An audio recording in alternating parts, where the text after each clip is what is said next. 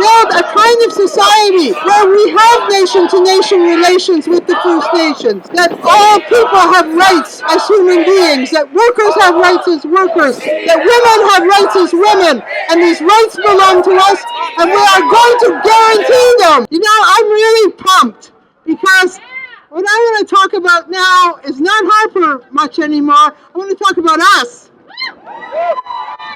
Who we are, what we stand for, and what we're going to do in the coming period. So the first thing I think that's really important is that this opposition to Bill C-51 that's come forward, it has developed a movement that has its own aims. And of course, the immediate aim of that movement is to stop C-51.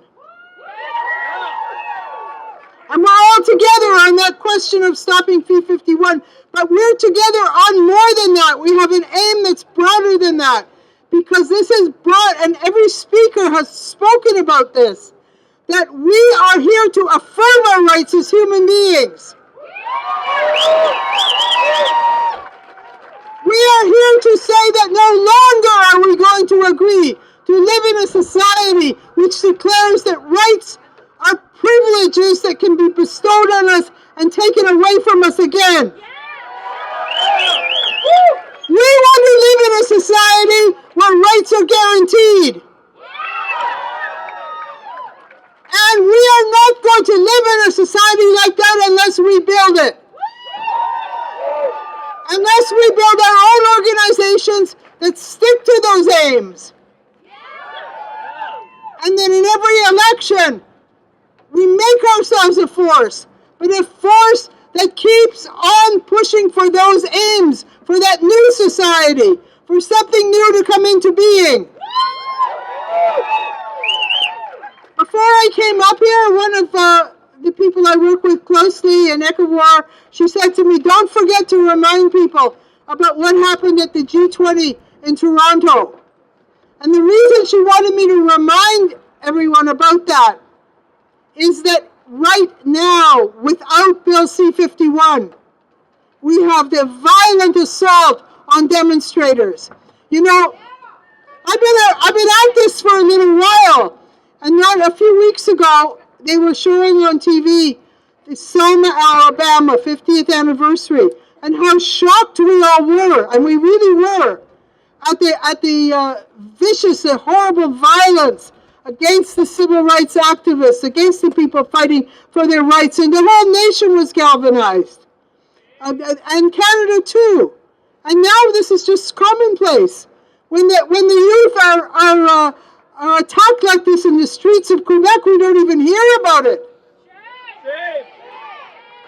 When a musician is told she can't play her instrument because they don't like the fact that she speaks up and says that there are fascists in power in Ukraine, and she's barred by the Toronto Symphony Orchestra, and that's barely a story, you know? But we're noticing.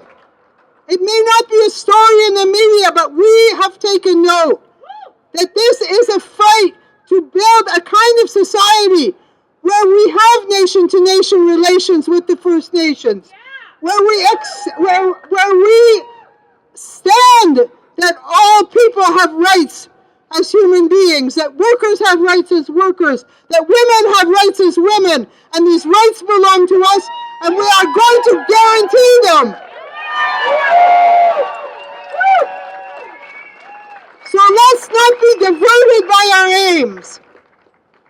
So yes, we have elections coming up, and it's very important that we puncture the arrogance of these stories. That we have our statement at those who are the, bosom buddies in their aims for society of Stephen Harper, that we're not going to accept the dictate of global monopolies anymore, that we want to be the decision makers in our own country.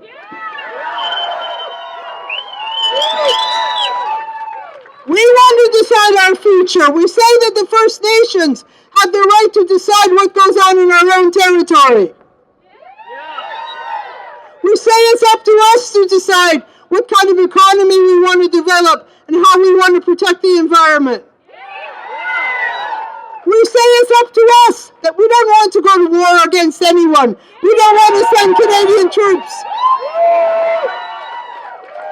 That we want to live in a country that's a factor for peace, not Harper's warmongering.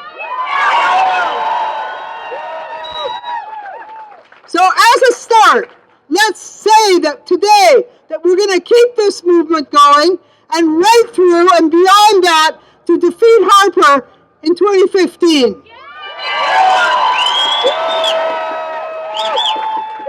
In the next 2 weeks, let's also do this. Let's also make sure that let's start the 5 for 3 movement, okay? When you go home, find 5 people like who weren't here today, who probably won't vote. Give them your arguments. Why? We have to get rid of this. Ask them, will they commit to call 3 people or speak to 3 people or Facebook or Twitter or whatever, 3 people, and say, will you do this? Ask them, will they commit to call 3 people? Let's have it so that everybody's getting called by everybody, right? So let's, in doing this, let's say why it's important to us to put an end to this rule, and why it's important to us to keep building our own aim, our own organizations based on our own aims that will fight for that kind of society that we are going to bring into being. Thank you very much.